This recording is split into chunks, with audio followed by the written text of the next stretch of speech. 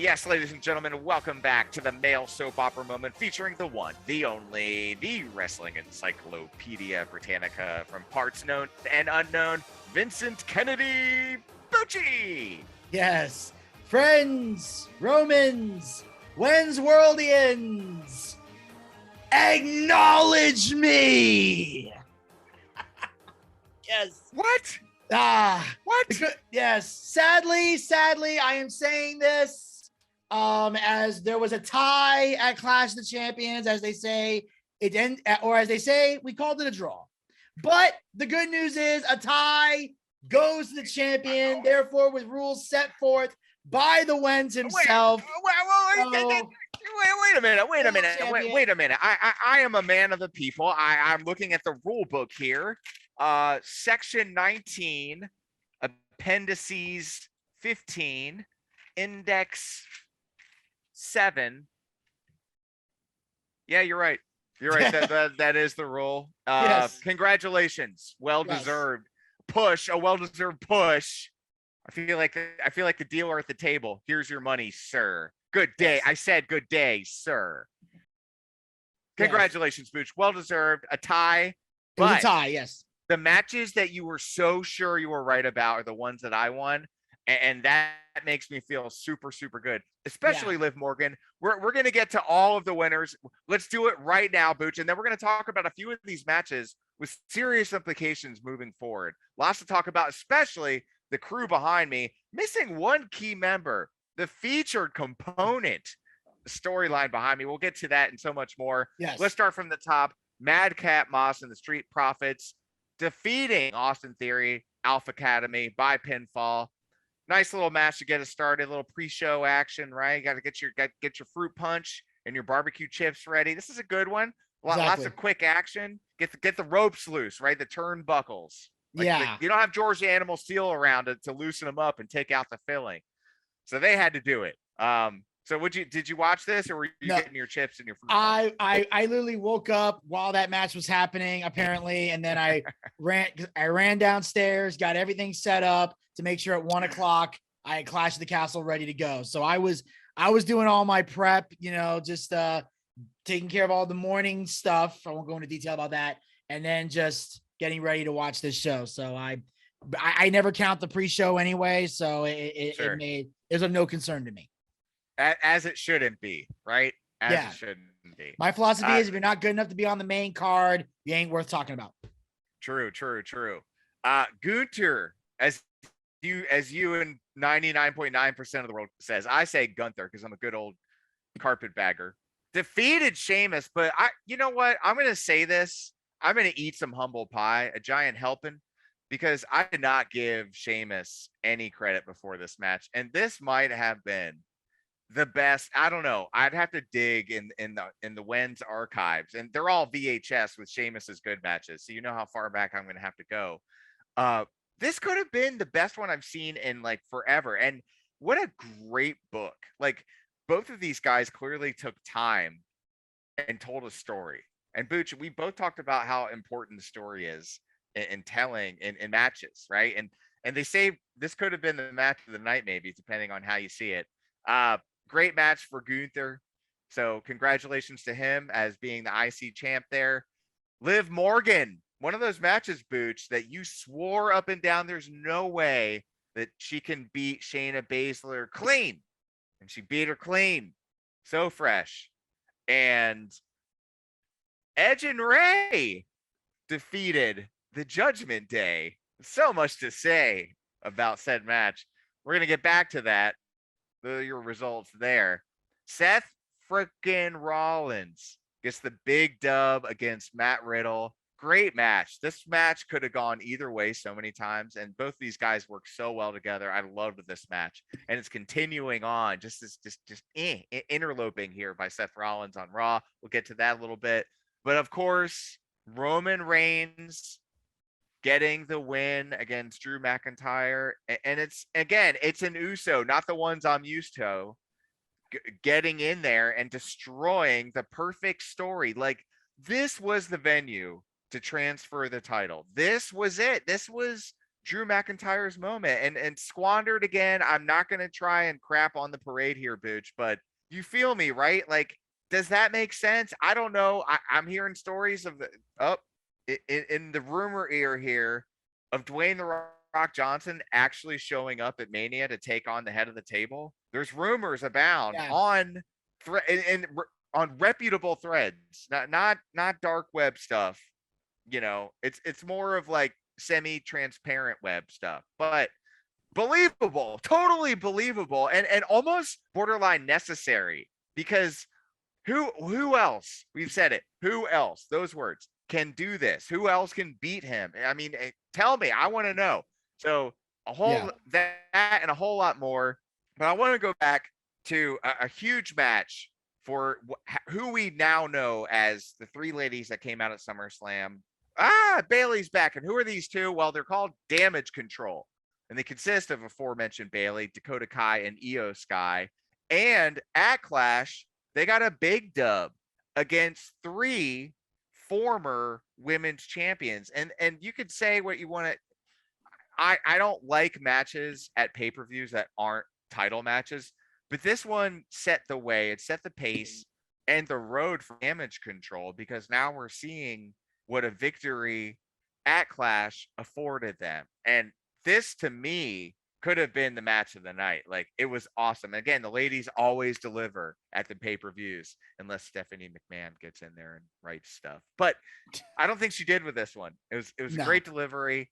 Obviously, Booch, you have a lot to say, so you're chomping at the bit. Go for it, my brother.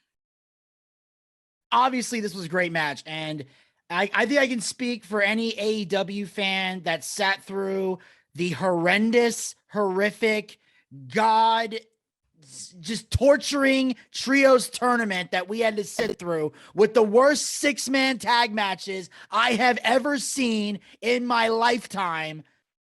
It was nice to see a great one. These women did better than the entire men's division of AEW and all their 3-man trios crap. And they did it for a simple reason, because they did 3 things that the trios matches did not do. They had psychology, they told a story, and here's the funny part, they tagged. There was tagging. It wasn't just, someone just jumps in for no reason and the ref just sits there looking like a spectator. This was 6 women tag, men tag, whatever you want to call it, wrestling done right. This was a breath of fresh air for anyone that watches both WWE and AEW. This was the breath of fresh air we needed. Was it match of the night? Not even close, but it was definitely a great way to kick off the show and set the tone, and Damage Control deserved the win simply because they needed it to establish their dominance, as we saw with them later on. But I want to get to this match. Gunther and Sheamus. This is the embodiment of everything I preach about wrestling, whether it's here on the Male Soap Opera Moment or on my show, The Boochcast. You've heard me talk about the importance of psychology and storytelling and making people believe in what they're seeing. That is exactly what these two men did. To steal one of our Boochcast phrases, they has fight. That's the best way to describe this. It was a fight. It was a brawl. These guys damn near killed each other. This is the type of wrestling that the UK loves to see, and they delivered. They took a UK-style match and just threw in the American elements to make it better. And this could have easily had headlined the show had it not been for the 2 guys in the main event. I could not be happier for this match. It established Sheamus as the badass we've always known him to be, as Wenz mentioned before, and established Gunther, and it did a shocking thing. They reunited Imperium by calling up Giovanni Vinci, who I didn't even know was Fabian Eichner. He looks so different now than when they were teaming up in NXT. And I know this is going way over Wenz's head. He don't know, because he only saw the other 2. He didn't see the 3rd guy. I had no idea that was him. But they called him up. They reunited Imperium, which was kind of bad. I was liking the Giovanni Vinci gimmick, but let's be honest, he was not going to go anywhere solo. It was wise to bring back Imperium, as I mentioned before. Triple H needs to rebuild his tag team division because he's lacking tag teams. So it was a smart move on their part. Liv and Shayna, loved it till the finish. I'm sorry. The Liv Morgan thing does not convince me. It did give Wenz the point, so I know he's happy about that. But up until the finish, I was enjoying this match. But I'm sorry. Liv Morgan's not believable on this planet or any other. Judgment Day thing here. I'm going to skip that, come back to that because I know we wanted to save that for later. Rollins and Riddle. Amazing match. The finish made me cry tears of joy. And neither one of us got points on this one because we all were convinced Riddle was going to win, but Seth Rollins won in a hell of a way. The stomp off the second rope, never seen that. And a lot of people felt Riddle was going to win, but anytime Riddle loses is a great day for me. And then we had the main event, Roman Reigns, Drew McIntyre. Again, stellar main event from WWE, just like the last man standing match. Only these guys did wrestling because they didn't have any weapons. Sorry. Can I just say, great match, but you should not be singing after you lose at a match. I was going to get to that. We got to get to it, Booch, because we got about 9 minutes. We got to crush this and get to. But I'm just going to say one thing. It's inappropriate. They had to sell the fans on. Of course, the fans are going to, some of them were into it because they had no choice, right? Like, all right, well, this is what it is. I'll get into it. But it was just disappointing because you should be. And who is Tyson Fury? He looked like my dad bod over here. Like, who is this guy? Get out of here. Get out, Tyson. And my question is, why are you in the UK singing American Pie? That was what? I'm listening to the lyrics. I'm like, no. I thought they were going to change the lyrics at the last second, but they went from Neil Diamond to Don McLean in like no time flat. It was so crazy. Sweet Caroline. Da, da, da. I was just like, what is happening? I was like, am I on drugs right now? I probably was, but you know what I mean? Like most people were probably asking themselves that question, and rightfully so. Terrible ending. What say you about that? Disappointing. I was shocked to see the call up from Solo Sikoa because he was killing it down in NXT, but I knew he was coming to the bloodline. He's the he's the younger brother of the Usos. Oh, that was the guy who ruined the match. That's his name? Solo Sikoa. That was him. And he's the street fighter from NXT who was doing very well down there. He just won the North American title recently, which confused me because I'm like, you're already on the main roster. Why not have him beat like the US or Intercontinental Champion? Why is he bringing the North American title to SmackDown? That's not going to make any sense. But other than that, I thought the match was great. I knew something had to happen. And I needed Roman to save my title. So Roman was it, because going in, it was like, see, it's all about you. It's not even about the sports entertainment part of this. It's all about you and your belt, Booch. You see where his heart is, ladies. At that point, yeah, because it was either he wins and we tie, or McIntyre wins and you take the gold. So it was, I needed Roman to save my ass, and the head of the table saved my ass. Good for you, bad for me. Hey, another day in Paradiso, right? Exactly. And then we had go ahead. The Judgment Day Rey Mysterio thing. Love the heel turn from Dominic. Oh yeah, let's get to it. Let's just get to it right now. I love it because it validates everything I was saying. It was a matter of time before he turned heel. We're seeing the heel turn unfold in the last couple of weeks. I'm liking the new look from Dominic. He's slicking the hair back. He's letting the mustache grow a little bit. Yeah. You know, the only issues I'm having are this. If Dominic was going to turn on them, why did Edge and Rey Mysterio win? I thought that was dumb. I would have preferred if he had done something to cost them the match and the Judgment Day win, and then he walk out with the Judgment Day. But it's like they won, then he turns on them. I thought that was dumb. Some people said, well, maybe he was jealous that he picked Edge instead of him. Well, that would have worked if the Mysterios were losing to the Judgment Day every week. But at SummerSlam, they beat them with help from Edge. So it's like, again, you need to give the Judgment Day a winning streak, and then they could have had like a win here, and then it's like, oh, it looks like Dominic's the problem, and then Dominic can turn on them. So I thought that was dumb. But the only other thing I don't like is they have not changed his last name to Guerrero yet, which I'm waiting for that. And it just seems like Rhea Ripley is whispering in his ear, and she's like, he's the boy. I turned him into a man. I'm like, very poor choice of words there, Rhea. Well, he is of age, so it's not like a. No, I'm just saying, I don't know what they were going with that, but it's like, if that's what it took, that's a weird way to get somebody to turn on somebody. But I'm just saying, really, I feel like soul tie to have. Yeah, I know. I feel like Dominic's being like it's almost like he's a puppet on a string. We don't know what he's doing. I want to see Dominic Guerrero. I think we got a little bit of that with that Three Amigos that he botched. But I want to see more of that. I need to see more of a Guerrero in him and build it that way instead of just Rhea whispering in his ear, telling him what to do. I want to see Dominic like stand on his own 2 feet. Totally. Hell, call Rhea Mamacita for good measure. Excuse me. That's what they need. So when all of this like falls apart and she's whispering in his ear, that's what's going to happen. Vicky is going to come out and she's going to shut it down. She's just shut it down, Booch, right? Yeah. That's how it's going to happen. I'm foreshadowing in the distant future. That would be the most epic turn ever. Like her voice wakes him up. Like, wait, who, like, why am I listening to you? Like almost like he's been possessed, because that's their angle. It's this dark, like demonic thing. It's like, look at his shirt. Like, I know it's Edge and he's not with them, but he was them. Like, that was the shirt right after the turn, but it represents his soul at this point. Like, yeah. And it's a struggle, right? Because you can see the struggle, the divide, the green and the red, but he's part of that. Like, you can see he's almost like leaning in. It's interesting, the art behind me. But afterward, the kick in the Jimmy, that's exactly how it had to be done. Yes. They had to win. Listen, the Judgment Day had to lose that match. And can I just say, I agree with you that it could have been done differently, but at least they're being consistent. Yeah. You know?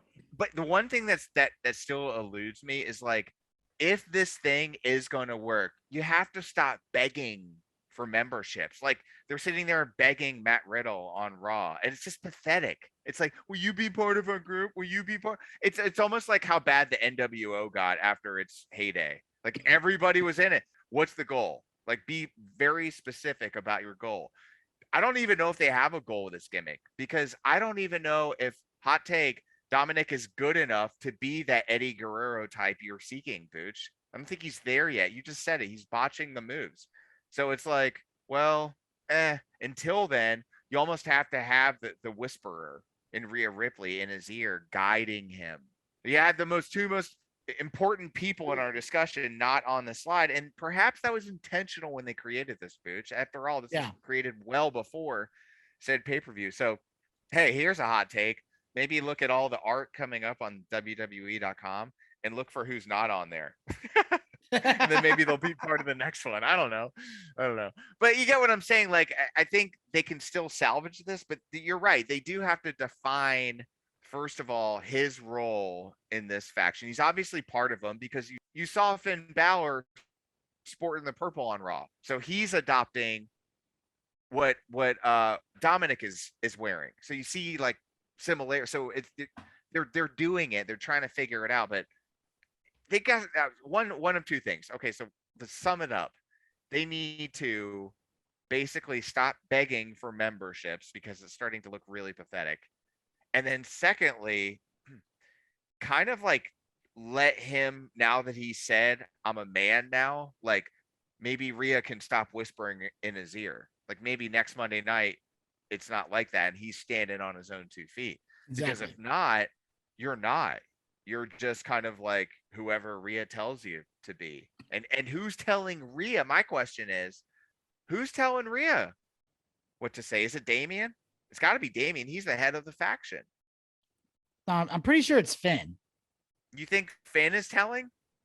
No, Finn. Yeah, Finn's the head of the faction. Damian started the faction, didn't he? No, it was Edge. No, but Edge technically started the faction. But Damian was second. Yeah, and then they kicked out Edge, but then Finn took over. But Damian was second, so he was next in line, because remember, he took the mic and was like, we had to determine who our weakest link was. And then Finn Balor was like, and we decided it was you. But he took the mic first because he was the lead at that time. Check it. Fact check me. If I'm wrong, I'll own it. That's fine. Yeah. But after Edge, he was next in line, right? Yeah. Well, I think Finn was the one that kind of helped them see that Edge was the weakest link, because they were following Edge. So Finn kind of was pushing them in that direction. So when he joined the Judgment Day, they kind of forced him out, because he's been standing front and center of the Judgment Day on every segment, every promo, everything. So Damien's not because Damien's not the leader. I think Finn's the leader. Well, I think Damien is not the wrestler that Finn is, but I think that Damien is the figurehead. He's like Queen Elizabeth II, right? Like he doesn't really do something, but he's like the guy that was standing next to Edge when all of this started, right? Yeah. Because then Finn joined, and now they have Dominic, and they're trying to recruit anybody. Maybe the stagehand, they recruited him this last week. Who knows? But I just want to see some consistency. I want to see them, if this is going to go somewhere. I love what happened on Raw. Like I love that Ray steps in the middle of Edge and Dominic, and then Edge pays the price, and Yeah. so does Ray. And that's what I like to see, like consequences for doing the right thing. Yeah, because that's what good heel stories should do. They should make you feel like so bad for the knight in shining armor. I felt terrible for Ray. I was like, oh, even though he got clotheslined and beat up and disgraced, he still stood in front of his son as he was tied up in the ropes. Like that to me is just beautiful. And the way they told that, like, but go ahead, what you got? Well, that's what he was trying to explain to his son, like, on Raw, like it's not too late. Yeah, he tried to talk him out. He's like, don't wrestle him. He's like, don't wrestle Edge. Don't do it. He warned him, but he didn't listen. Yeah, but he just couldn't. He even like Ray's still at that point where it's still his son, so he hasn't quite given up yet on trying to reach Dominic and get him to come back. And then it's like Anakin. It's like the Anakin story all over again. Yeah, we have to reach that point where Obi-Wan, where Ray finally, where Dominic does something so heinous, so unforgivable that Ray finally accepts that Dominic is beyond reach and gives up. But as a father, he's not ready to give up yet. Edge, on the other hand, he's not afraid anymore. Edge is far gone, but Ray's still like, he's still my son. I don't think it matters what Edge is. Edge doesn't have a leg anymore. Edge's leg has been, if you didn't catch Monday Night Raw, I advise everybody to catch it, because what happened to Edge's leg should not be legal. It was so well done. The camera and everything, the way they sold it to me, I legit thought that the coup de grace broke his leg in like 3 places. It was so nasty. Finn crushed that move. Oh, yeah. Again, the true leader, Damian Priest, made it all so believable. But that's all the time we have. I'm sorry, Booch, you don't have time to rebut that obvious truth. But we will come back. You'll have more time to be champion until Extreme Rules coming up. Exactly. October. Yeah, it's October 8th is when it airs. From Philly, it's going to be a Hollapalooza or something. In no way affiliated with that rock festival. But WrestlePalooza. WrestlePalooza. We will never, ever leave the male soap opera moment without a couple key things. One of which is, have a nice day. The other is, bang, bang.